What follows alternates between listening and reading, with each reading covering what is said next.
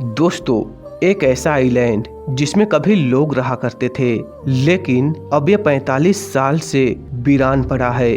देखने में किसी युद्धपोत के आकार का ये द्वीप आज बेहद ही डरावना दिखता है। करीब 16 एकड़ में फैले इस आइलैंड पर कभी बस्तियां हुआ करती थी। ठीक वैसी ही रिहायशी इलाके हुआ करती थी जैसे आज किसी शहरी क्षेत्रों की होती है।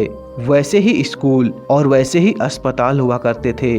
साल 1959 में यहाँ पर 5000 से भी ज्यादा लोग रहते थे। उस समय यह द्वीप दुनिया की सबसे घनी आबादी वाली जगहों में शुमार हो गया था, लेकिन अब यहाँ पर सिर्फ खंडहर नजर आते हैं। यहाँ की ऊंची ऊंची इमारतें, अस्पताल और रेस्टोरेंट सभी खंडहर में बदल चुके हैं, क्योंकि यहाँ के अधिकांश निवासी 1970 के दशक में ही ये द्वीप छोड़कर चले गए थे, जिससे यह आइलैंड लगभग खाली हो गया था। तो आखिर यहाँ के लोग ये द्वीप छोड़कर क्यों चले गए और क्या है इस द्वीप का इतिहास, आइए जानते हैं विस्तार से।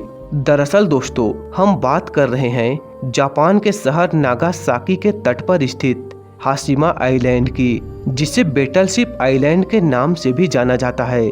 दरअसल इस आइलैंड का आकार किसी युद्धपोत के आकार के जैसे होने के कारण इसे बेटलशिप आइलैंड का नाम दिया गया। यह द्वीप अपने अतीत और रहस्यमय माहौल के कारण दुनिया भर में प्रसिद्ध है।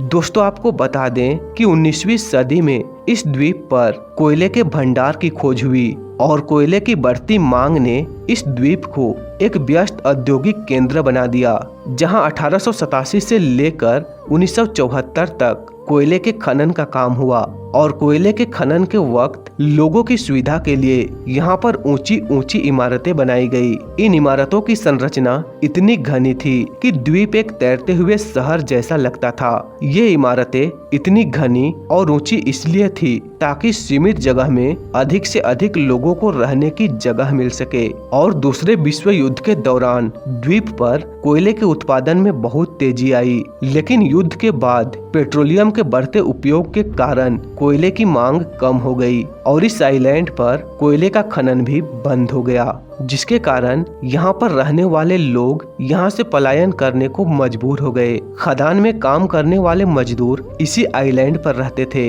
लेकिन खदान बंद हो गई तो यहाँ रहने वाले लोगों ने भी आइलैंड छोड़ दिया और तब से ये आइलैंड एक सुनसान द्वीप बन गया और इसकी बड़ी बड़ी और घनी इमारतें जो अपनी अद्वितीय वास्तुकला के लिए जानी जाती थी, वो एक खंडहर बन चुकी है। यहाँ की इमारतें अब देखने में काफी डरावना लगती है। चारों तरफ से वीरान और सुनसान पड़ी यहाँ की बड़ी बड़ी इमारतें किसी भूतिया स्थान की तरह नजर आती है। खिड़कियों से हवा गुजरती है और समुद्र की लहरों की आवाजें शोर करती है और खंडहर में बदले यहाँ की काली इमारतें एक भूतिया माहौल बनाते हैं, जहाँ जाने के लिए भी लोग डरते हैं। लेकिन दोस्तों, जापान का यह आइलैंड जो कई सालों तक बंद रहा, जहां लोगों का जाना मना था, इसे फिर से 22 अप्रैल 2009 को दोबारा पर्यटकों के लिए खोल दिया गया और अब तो इस आइलैंड पर कई फिल्मों की शूटिंग भी हो चुकी है। हालांकि फिर भी यहाँ पर बहुत ही कम लोग आते हैं। वैसे अगर आपको